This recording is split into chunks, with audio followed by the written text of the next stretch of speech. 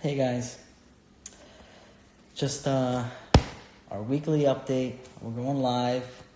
We're going to be answering questions regarding real estate, finance, credit, business questions, whatever you got. I'm here for you guys. What's up, DJ? What's up, Zach? How you guys doing? Sorry I'm a little late. I was on Richard Garcia's live event. He wanted me on to ask some questions. What's up, Bella? It was a good event. What's up, Luke? Clearly. What's up, Dollars? All right. How was everybody's week?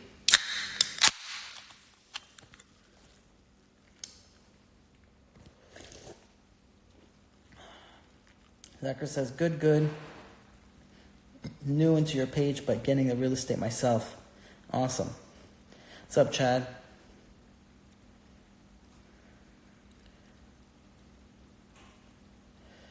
All right.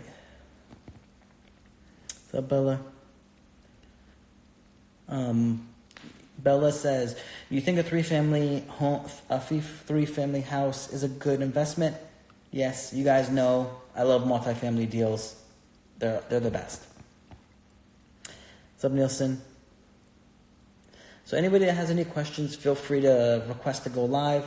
I'll answer your question live.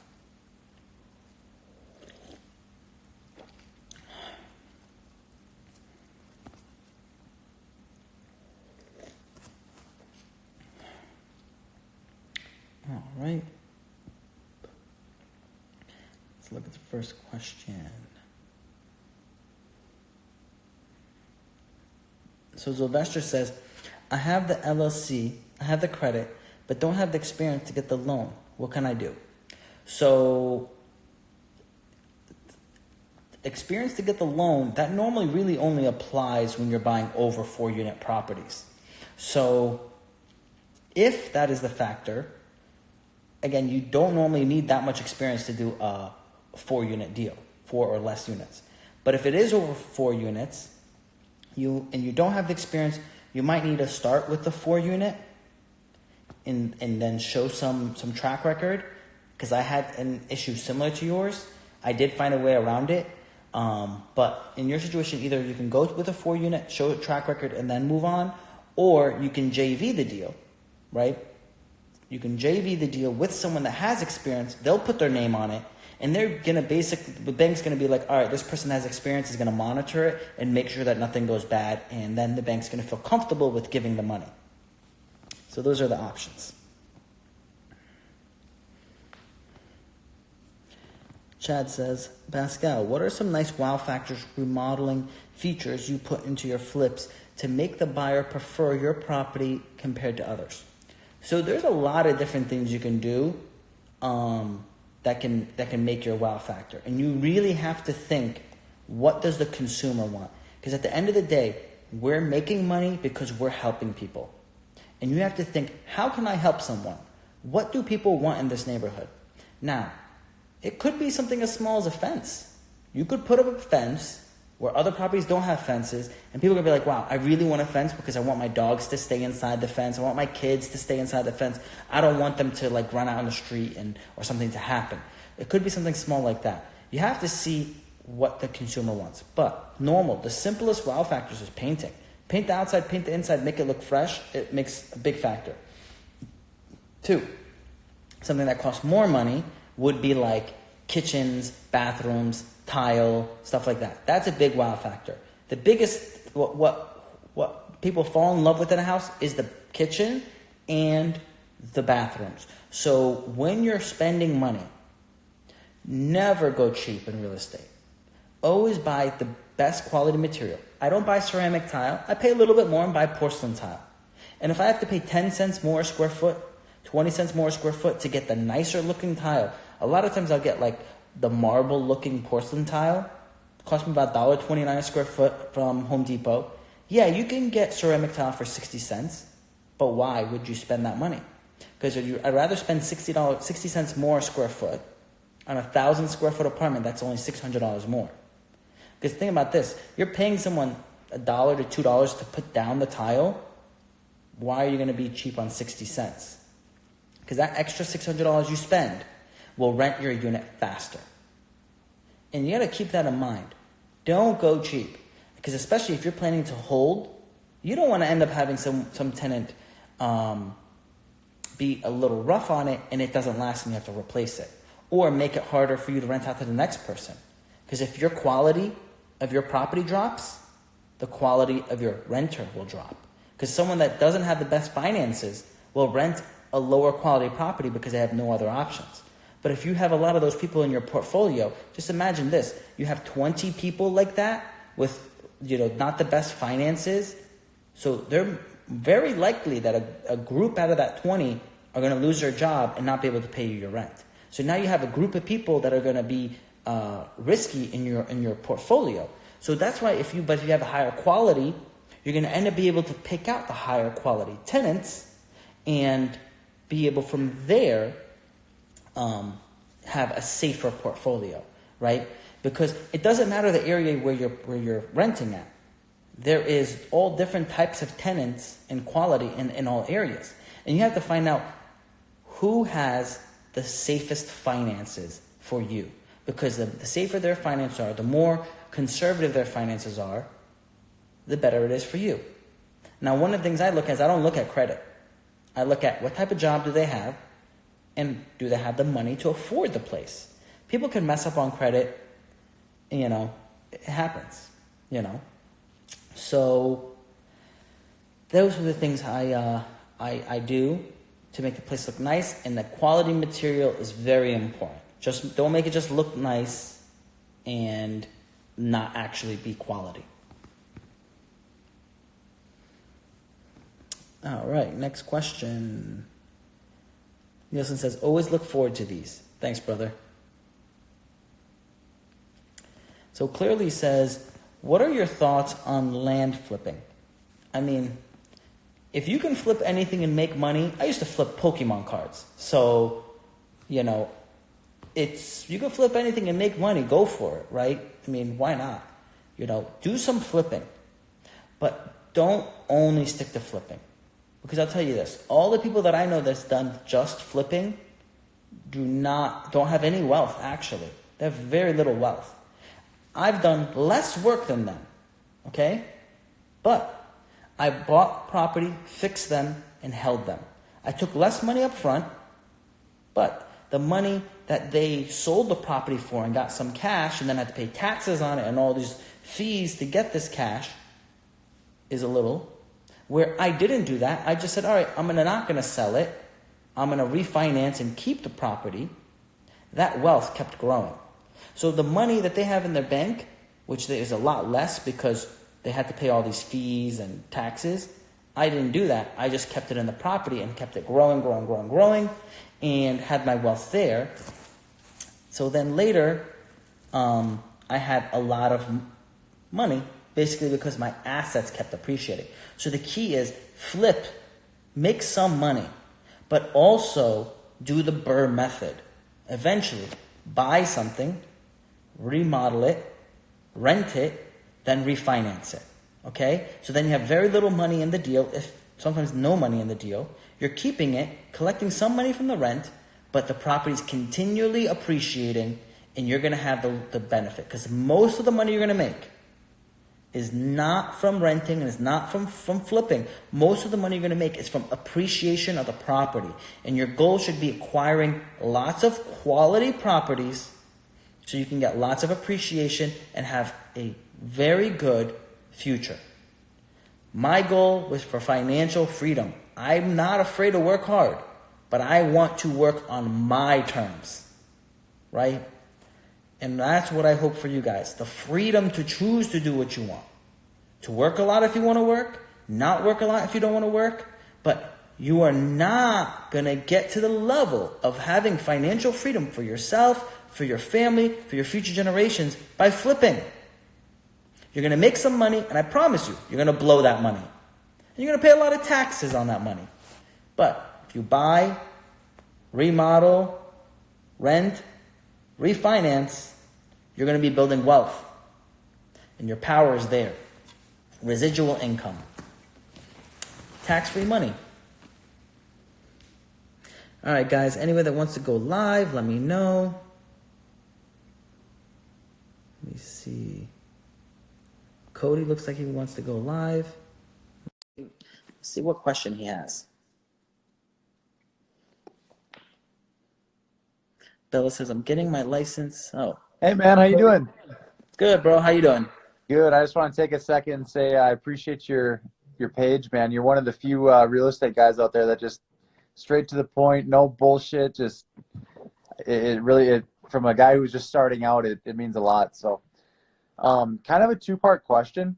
I've sold real estate before. I'm licensed in Arizona. Good state to do real estate. What's that? Good state to do real estate. Yeah. So I like it. Really, yeah. I like the thought of being a realtor. Go ahead on, buddy. Go ahead on. My question is for like a first-time home buyer, right? I'm new to the investing side of it. Mm-hmm. Should I use a first-time home buyer credit, or can I for a multi-unit, or do I want to use it for maybe a property that I could rehab and turn around and sell to have more cash to put towards a multifamily? I'm torn. Good. It's a good question. Good question. So I'm going to run through the scenarios, and by running through the scenarios, because I'm a finance guy, right? Yeah. I'm a numbers guy. So I'm going to run through the scenarios, and we're going to figure out what's going to work out. So let's say scenario one. So let's start first thing. First-time home buyers can only be used one time every 3 years.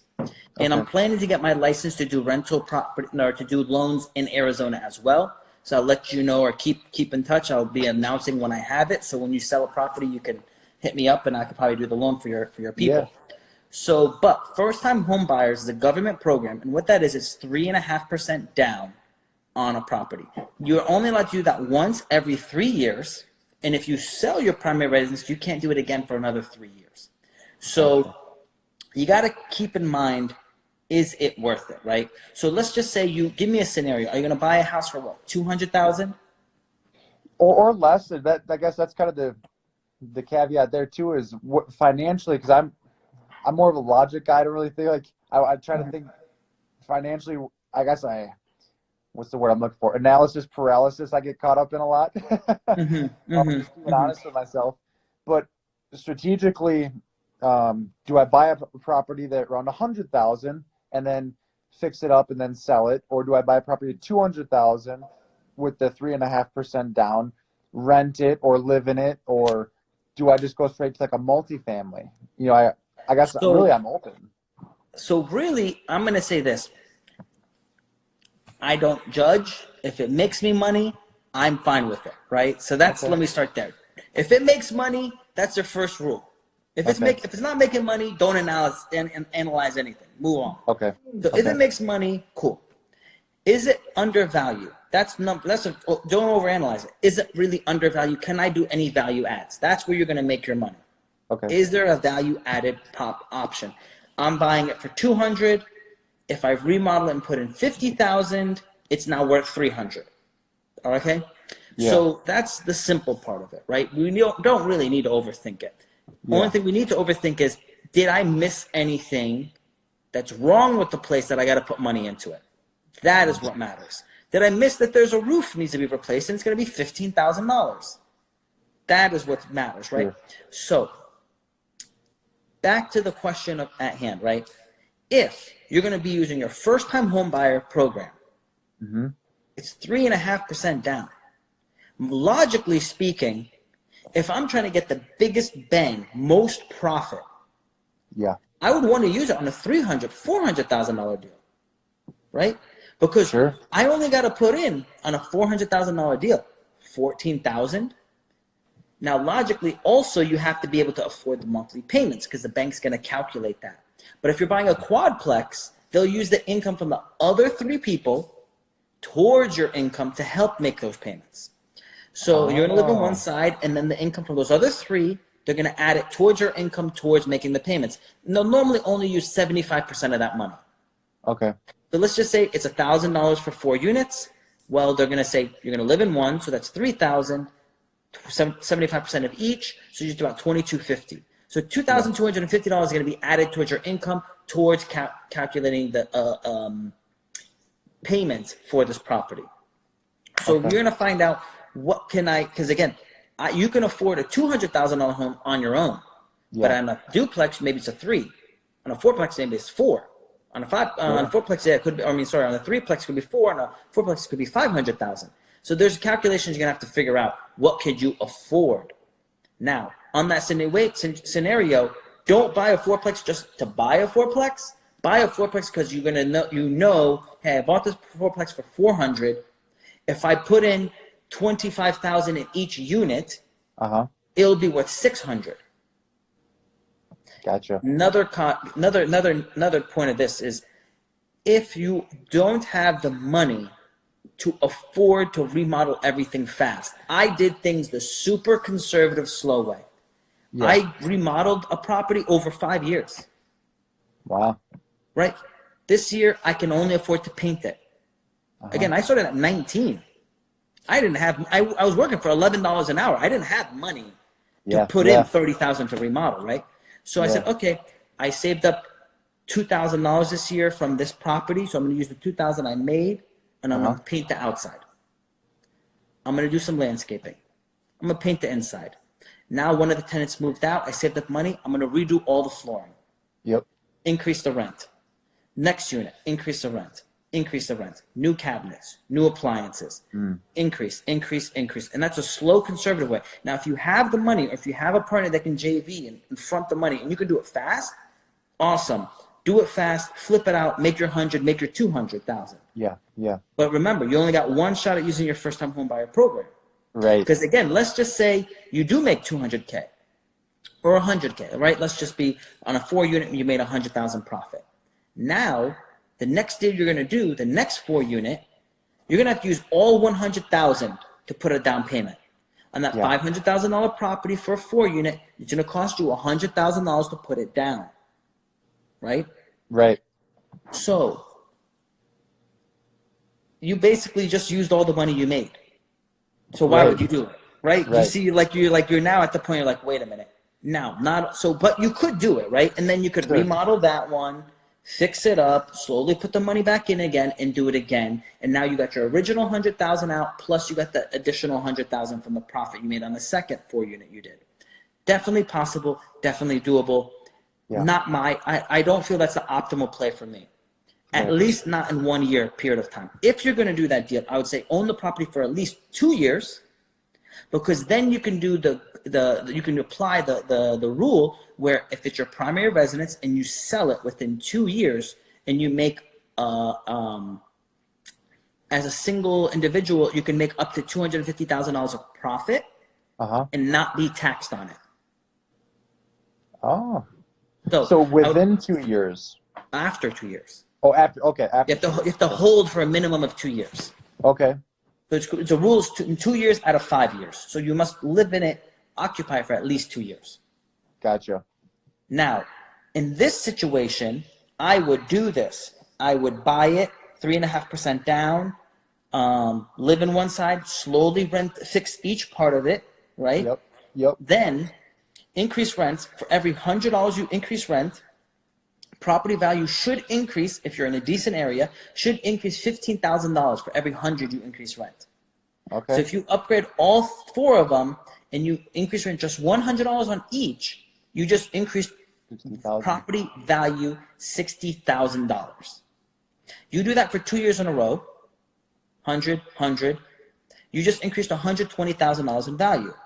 You are an owner occupant in this property. Yeah. You go get a line of credit. 90%, 100% loan to value. It's now worth $600,000. You now can get a line of credit for $100,000. The same amount of money you'd probably get if you sold it. Sure. But you keeping it. You're still getting residual income. You pay no tax on the money. Yeah. There's no tax on it. Yeah. And you kept it, and you're still getting the big factor, which is appreciation on the asset, and you're going to be climbing. And what is your cash in the deal? Nothing. So you're bringing money in every month with nothing in the deal. You use that $100,000 and you go do another deal. You do it again. 4 years down the line, you have 8 units. 6 years down the line, you have 16 units. 8 years down the line, you'll have like 24 to 32 units. Yeah. On to the next one. You keep moving. And this is with only your money. No one fronted you anything, and you're doing it in a very conservative, slow way. So you could get a lot more aggressive. And this is without you adding additional money from your real estate business. Now you start making good money selling houses, and you got an extra 100,000. You don't have to wait 4 years to have 8 units. You can get that done in 2 years, right? Like this business can grow as fast as you want to grow. So definitely that's the way I would approach it. That's the way I did approach it, because when I ran the different options, all the different ways, and without me having some dummy money someone gave me, I didn't have that option. I was like, all right, what's optimal play? And I figured it between fees you're paying to sell the property, taxes you're paying to sell the property, and everything else. And two, normally the areas I buy in, if I sold that one, I couldn't buy anything even close to the value that I bought that one for. Right. So because I buy in areas that have a lot of appreciation. So that's what I figured optimal play is, and now it's been 15 years later, and it's still optimal, the way to go. We'll see what happens when the market corrects in a year or two. Maybe there's a different play, but currently it's still a winning rinse, repeat type of strategy, and I think that's what would work for you too. So even, I mean, you hear all over the news like, oh, it's going to correct itself. If I understand the strategy that you just described, whether I'm in what kind of market it is, it still can be a win-win, because you don't lose. It doesn't matter. You don't lose. Yeah. I did the strategy, right? Everybody, like 80-90% of people that went to church with me lost everything. And I was 23 years old, and I kept it. Yeah. Right? It was hard, super hard, stupid hard. Sure. Was I fortunate? Yes. But the strategy works. You're not. It works. It's not like you're again. As long as you're being, you're not taking that line of credit and blowing it and using it to get more debt and get all these cars and all this stuff. Yeah. Then a person's losing for a different reason, not because the business is bad. The business is good. They're just making a lot of bad decisions outside of the business that's affecting it. Sure. The discipline. The discipline of who you're surrounding yourself with. You're not hooking up with people that are like that do drugs, or you're not going out with like a gold digger or something. That's a whole nother problem. Yeah. So that's a whole nother. But the business strategy is a solid strategy. It's as long as you're, again, it's dependent on you buying a property in a good area that has appreciating area that is that has a value add, because you don't want to buy something already finished, and you don't want to buy something that's beat up that they're charging so much that even if you finish it, it's not worth anything. You want to get paid for your work. Makes sense. So I guess my last question, I'll keep it quick too, because I know you got other people watching. Is there a percentage of the rent or the income that you collect that you set aside for emergencies, or washers that go out, or plumbing issues, or like those accidentals, if you call it? You should try to keep 10%. Okay. 10%. You should 10%. Even I run a super low vacancy ratio, but you should assume 10% repairs, 10% on vacancies. Now, normally, I'm always trying to upgrade the property, so I'm ahead of the curve. I'm finding new money to fix something, like how to tinker to the property, so you're ahead of it. Look at the roof, look at everything, be prepared. And again, if you're buying a property and you see these issues, go back after your inspections and say, I would like a seller's credit of whatever. And then you already have that money prepared on the side. And, I love you too, Dave. Just being proactive about it. Yeah. Yeah, it's definitely, and it's like, for me, I see that as fun. I don't see it as like, oh, I'm so mad, I got to change my roof. Like, okay, well, did you not know? It's not like it was hiding, Right. Yeah, it's like it was pretty clear. If you have a roof and if it's a 3-tab roof, it has a 15-year life. If If you have an architectural shingle, it has roughly 20 to 25-year life. So you could just say, when was the roof changed? And then you know. And then you have to account. What is this going to cost? Okay, it's going to cost me $15,000. I need to change these hot water heaters. How much is it going to cost you? $1,000. And you're just ready for it. Just be prepared for it, and you're going to be solid. Awesome. Thank you so much. I appreciate it. And I'll definitely we'll stay in touch as I get rolling. Because you said you're going to do the financing in Arizona? Yeah, like first time home buyer, 1 to 4 family investments, commercial deals, international buyers, hard money. We'll be doing it all. Awesome. I already passed the national exam, and now all I have to do is just watch some videos, like 2-hour videos for each state that I want to get my license in, and just moving forward. Awesome. Right on, man. Thank you so much for the info. No problem. See you later, buddy. See ya. All right. If anyone else has any questions, feel free to ask to go live. I'm happy to help. So I have another question here from Sylvester. It says, should I buy property from a wholesaler? So the answer is, if the property is a good deal, doesn't matter where you're going to get it from. If it's a good deal, buy it. So don't be worried about other people making money along the way. It's fine. All right, guys. Yeah, anybody else that wants to ask a question or go live, let me know. Let's see. Next question is, how can I learn about real estate as a kid? So, I started learning when I was 14. I would do all the research I can online. I would study everything I can. But it's really important to go to events in person and talk to other investors in person. A lot of these people don't have a lot of time. Very, very limited with time. So what you should do is offer to work for free. You don't have any money that you can offer them, because it's whatever whatever money you have is probably not enough for them to care. So I'd offer to work for free.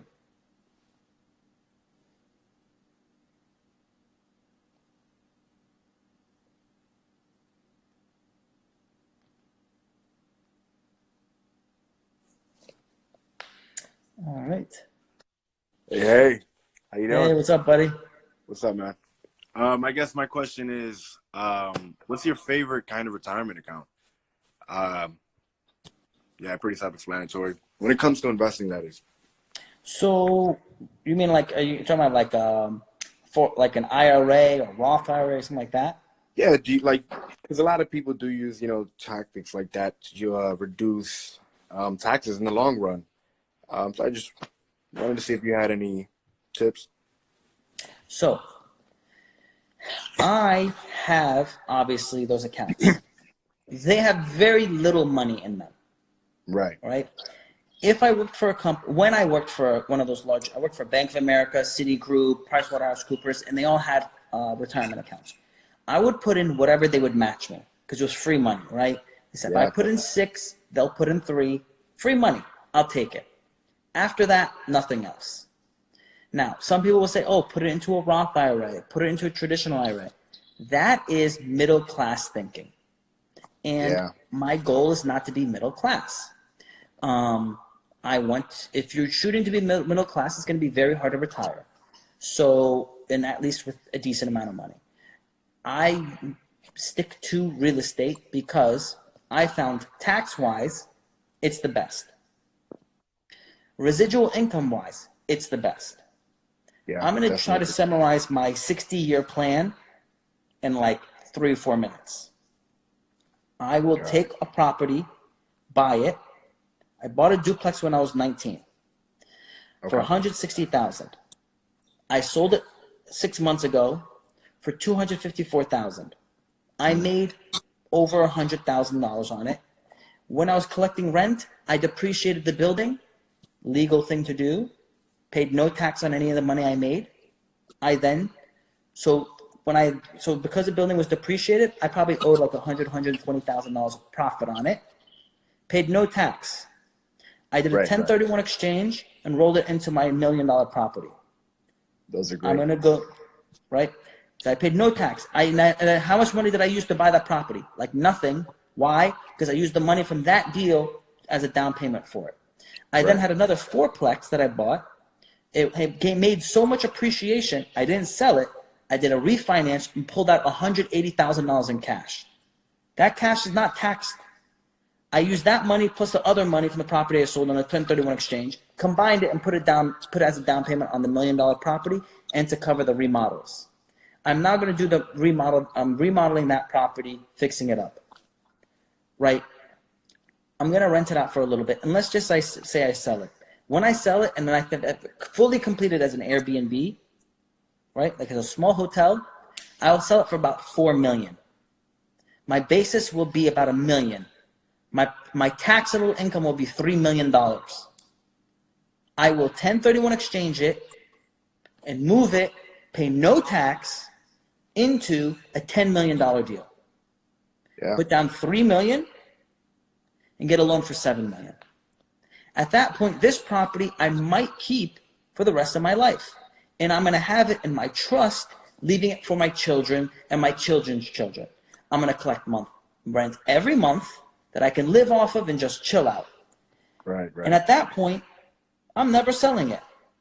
And my kids are never selling it. And the trust is never selling it. And I'm never going to pay any tax, ever. So, F the Roth, and F whatever plan that they think they have, because it's not going to kill the residual income I'm going to be pulling, and it's not going to be keeping me from the tax implications. Yeah.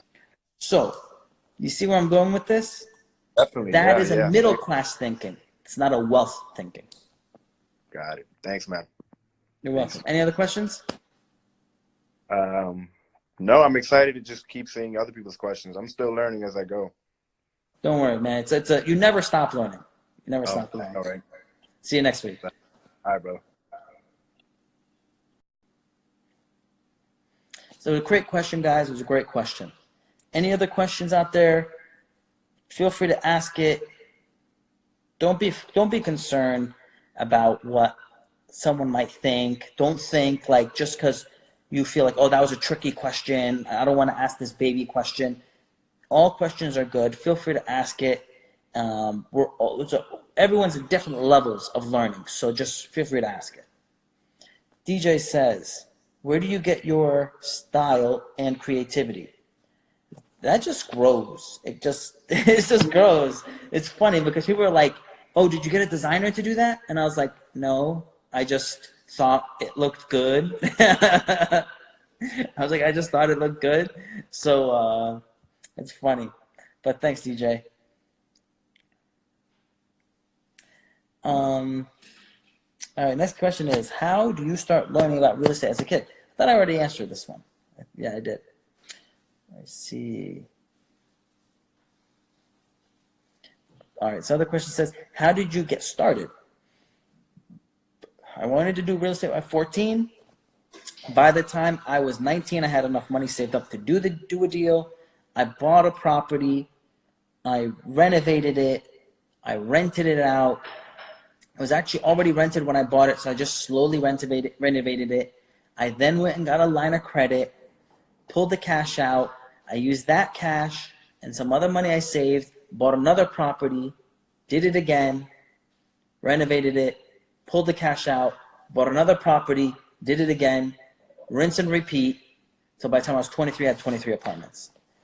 Don't blow the money. I had like over 13 apartments. And my friend Gabby was like, yo, why don't you get a new car? Like, your car's so beat up. My car was beat up. And I said, look, bro, if I don't get a GTR, I don't want anything. So stay conservative, stay humble. You're going to get what you want. Just stick to the game plan. Just don't deviate, and you're going to get there. But if you quit early, or if you start like acting like, you know, you're like a god, it's gonna crash, it's gonna fail, it's not gonna work out. All right. Let's see here. Next question is, what are some wow factors or unique remodel features that you put in your flips to attract buyers? I think I already answered that one. All right, so let's go live. Let's do it.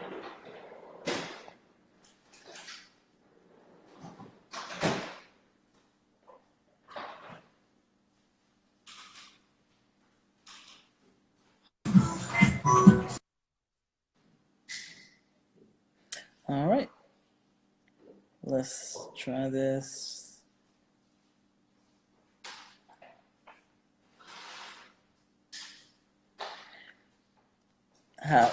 John has a question. It says, how do you feel about doing a 9-unit property and living in one? I think that's fine. Now, it says 8-unit property. Now, when you are doing a property that is 8 units, usually you're required to put 30% down. Sometimes you can get lucky and only have to put down 20%.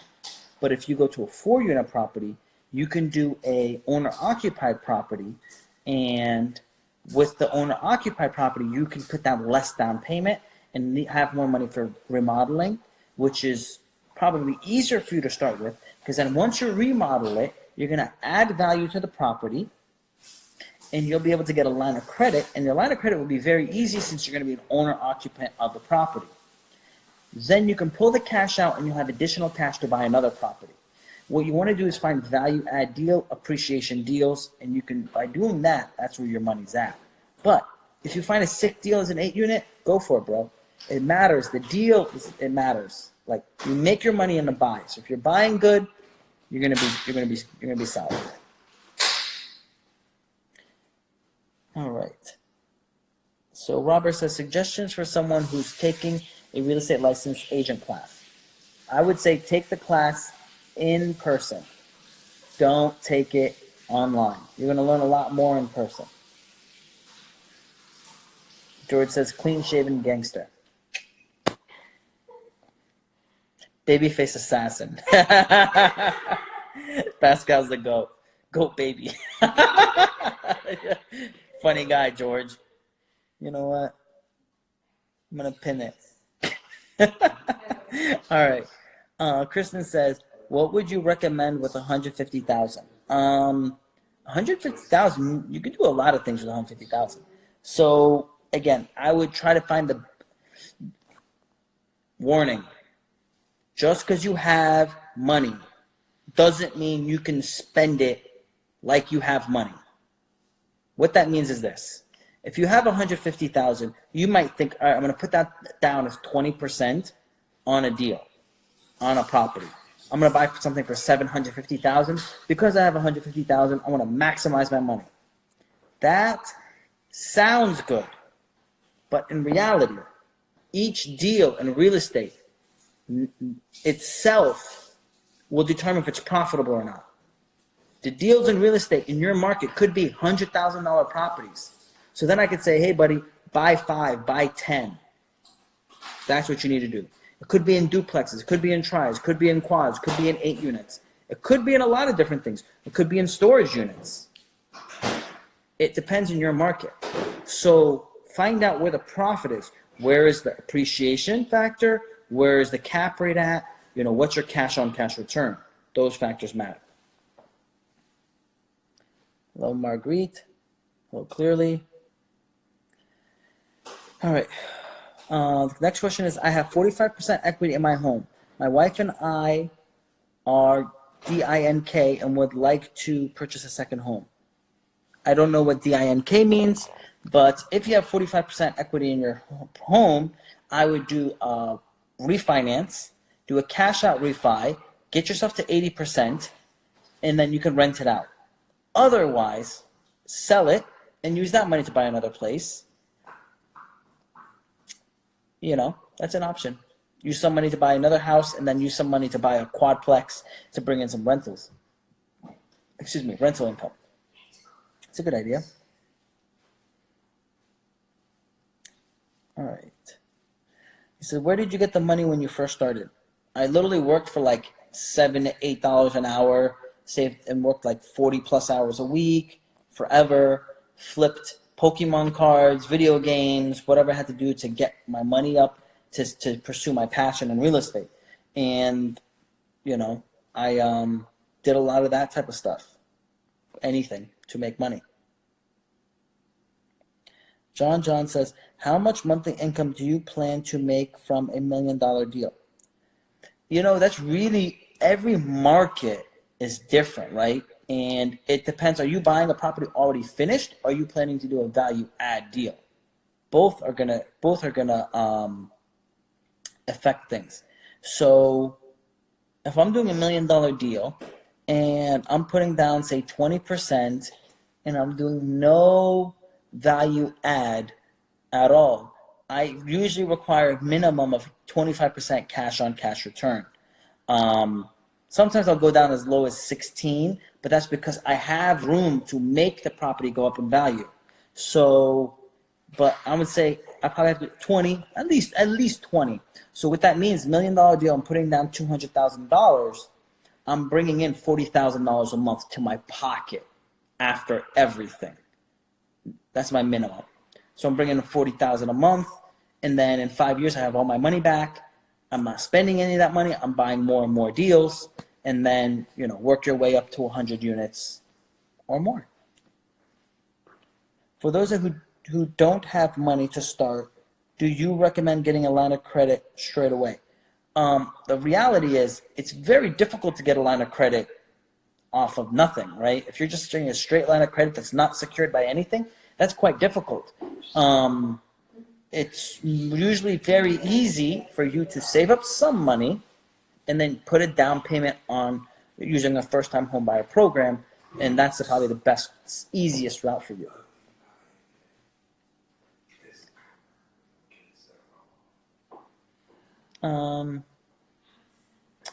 You just okay, Zacharias said, you just remotivated me. I was beginning to look away. You can't give up, man. It took me 5 years to finally do a deal. 5 years. But I didn't stop.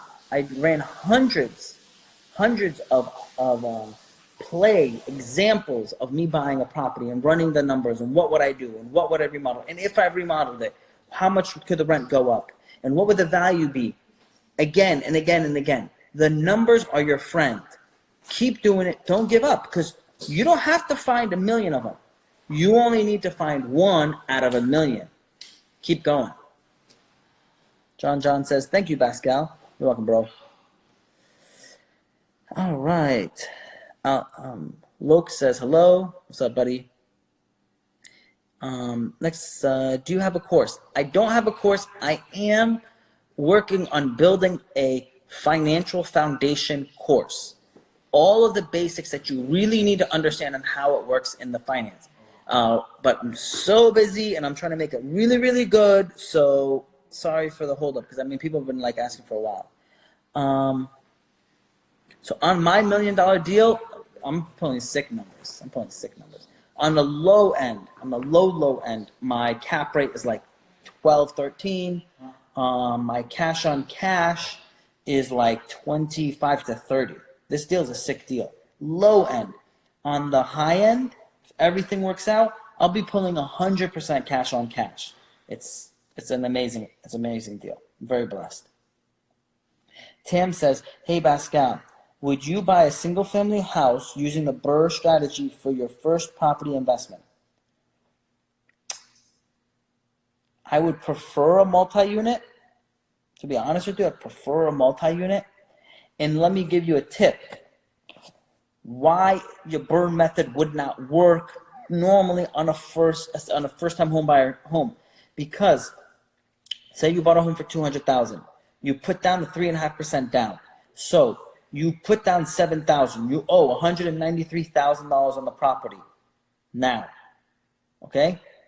You then spent, say, $10,000 out of your pocket, and you increase the value $50,000. Follow me. You bought it for $200,000. You put in another $10,000 into it. It's worth $250,000. If you do a refinance of this house, you will get $200,000 loan, bringing it to 80% LTV to get rid of your PMI and everything else. You basically have almost all your money back, and your mortgage payment should be lower because you got rid of PMI, but you have no additional money. And now, with no additional money, you can't really buy another property because you're going to be required with 20% down.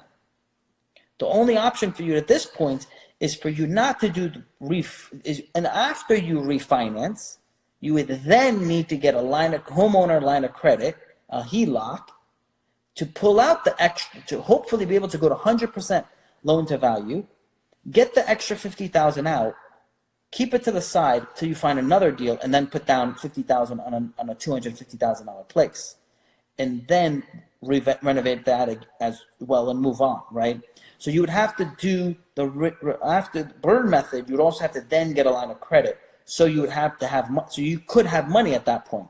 The burn method works, but that works for someone that's more buying a major fixer-upper and usually using hard money. Oh, you lost connection. I'm working on a course. It is not done yet. Right now, I do have one-on-ones. I'm basically charging the same price I charge my consulting clients locally, and I'm also hosting an event later this month where if anybody wants to come, they can stay for a whole week. During that whole week, they get to see everything that happens at the project. Then, at an afternoon, after lunch, we go into the office and we start running numbers. We go into your city, we start cranking out numbers and finding a good deal in your area. Say, this is a deal that you should buy. This is how you should remodel it. This is what you do. This is what you're going to rent it for. This is your full strategy. All right. Ahmed says, I have commercial property that's a auto repair garage. How would I go about pulling equity property is paid for? So,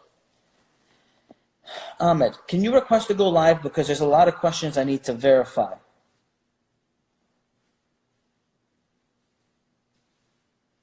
I'm going to request to go live just so I can ask you your questions.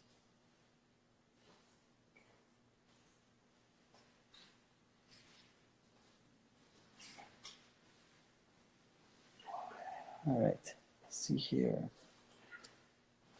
So with commercial property, the factors with commercial real estate, it matters. Are you occupying it or are you renting it? Do you have rents? Is everything you're doing shown? Is it on your tax returns? All those factors matter. And depending on those answers, I'll have other questions, and depending on that, I can give you an answer on how to finance that deal.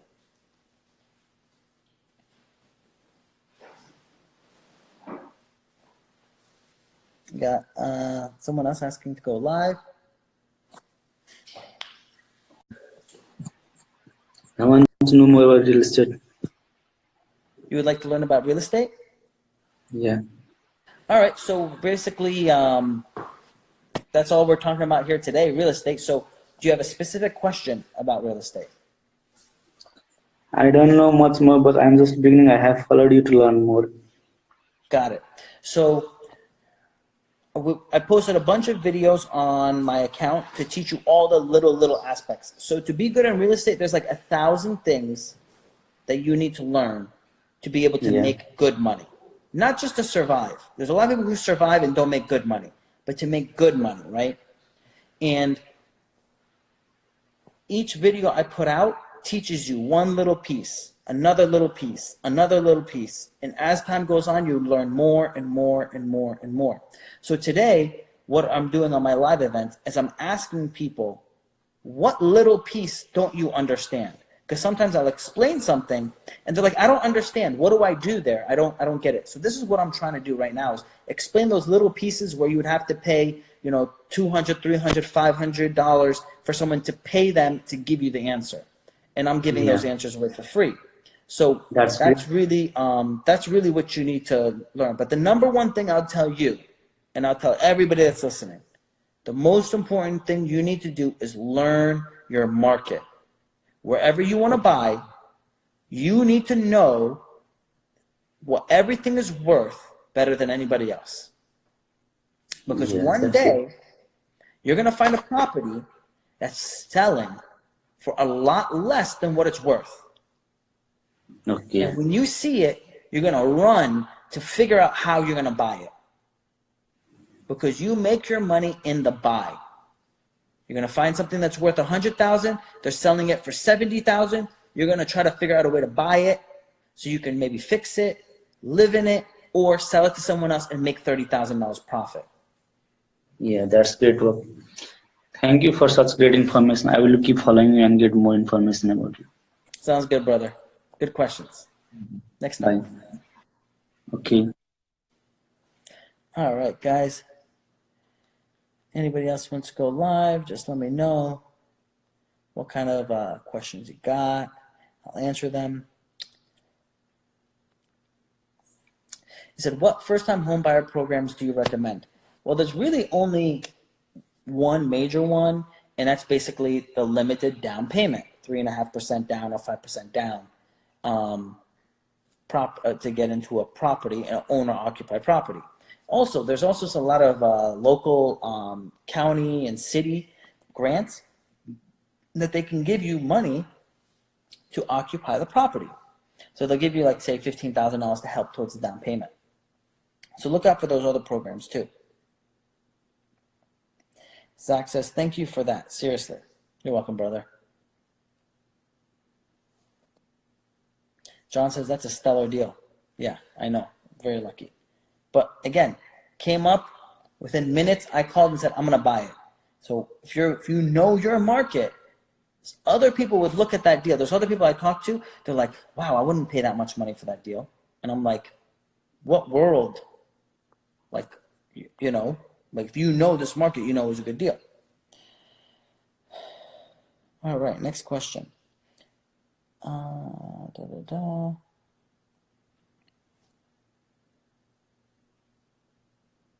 Yeah, the class I'm gonna be putting out is not just credit.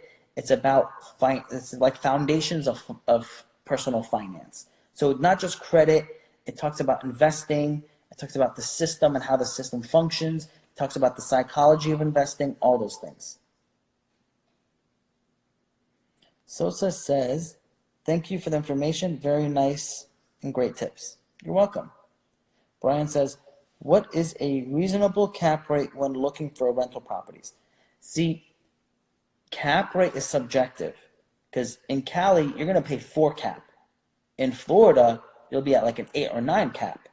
It matters because cap rate's not the most important thing. Remember, appreciation of the property's going up in value is what matters. So if you find something in Florida, the last deal I bought, a good deal is between 8 and 10 cap.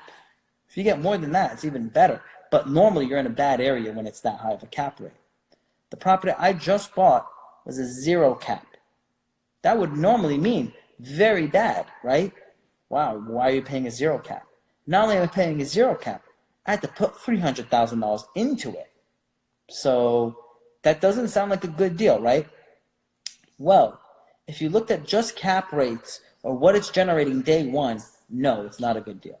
But if you look at me putting in $300,000 and then when I'm finished, I make the property a 12 cap minimum, sounds like an amazing deal. So don't just look at your cap rate. Look at what the potential of the property is, what you can bring it to. And look at your cash on cash return because that's what matters more. How much am I making on my money? Because cap rates don't matter. They really matter for people who pay all cash. You're not paying all cash. You're getting a loan. So you really want to know what your cash on cash deal is. And lastly is this. If it's better for you to have a deal than no deal. You're better to make a deal that's making some money than no deal at all.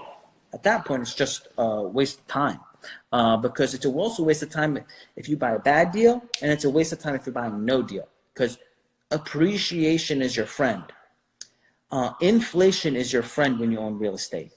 You're paying down the loan. Time is your friend. So the sooner you buy a deal, the better it is for you. Ray says, I'm in love with real estate. It's a fun game. All right. Nibbin says hello. What's up, buddy? Cody says, I forgot to ask you, should I pay off personal debt, car loans, credit cards, medical bills before purchasing first 4-unit?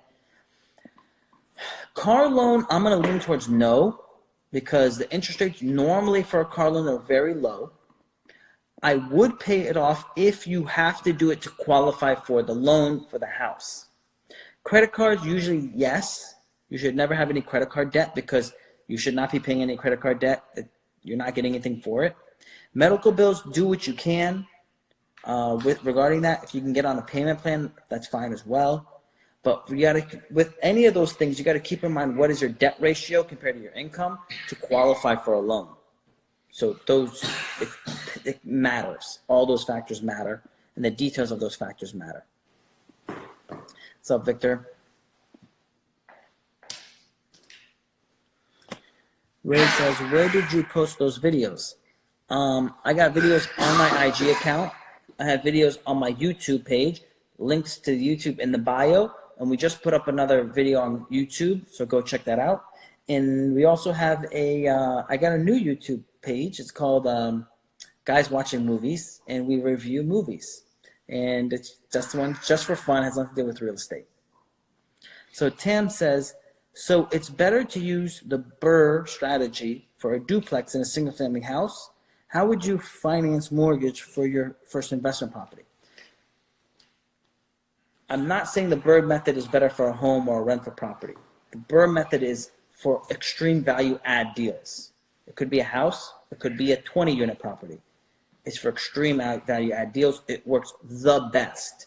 I said you can use the BRRRR method on a single family home with a first-time home buyer program, but it must add significant value add, and then you'll still have to get a line of credit afterwards, because if you're getting an 80% loan to value, even though you did a huge value add, it's still not enough to make sense.